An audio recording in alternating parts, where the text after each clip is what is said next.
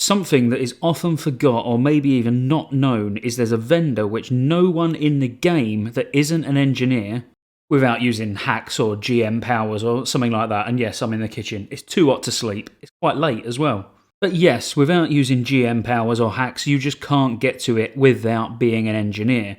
When you level your engineering in Northrend, you'll be able to make a Wormhole Generator, which is on a 4-hour cooldown to use, but it can send you to one of the Northrend zones of your choice, excluding Grizzly Hills and Dragonblight.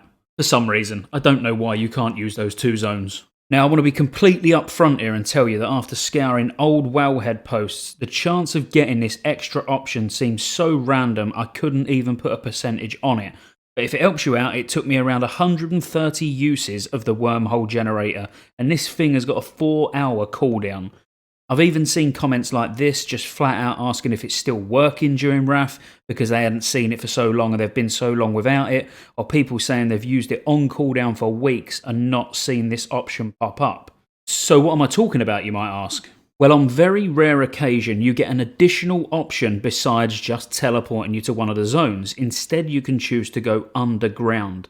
This will take you to a hidden area of the sewers in Dalaran, which has absolutely no access to without using this device, and inside you'll find this NPC called K2gi, which is actually apparently some reference to some K-pop band or something, I don't know. The items this vendor has to offer doesn't even show up on Wowhead's Wrath of the Lich King pages yet, so I've had to use Wowpedia. But she sells the recipes for the Arcanite Dragonling, the Mechanical Dragonling, and the Mithril Mechanical Dragonling. These can be obtained from other means, like the Arcanite Dragonling comes from Winterspring, and I've just been reading through horror stories of people farming days and weeks during TBC to even get this thing to drop, so the item value for this pet is always going to be good. The other two can be purchased as limited time recipes from STV and Hinterland, so neither of them are too bad, providing no one else is sat camping them. But being able to get the Arcanite Dragonling using this method, albeit still by pure luck, it makes getting the option to go underground definitely worthwhile.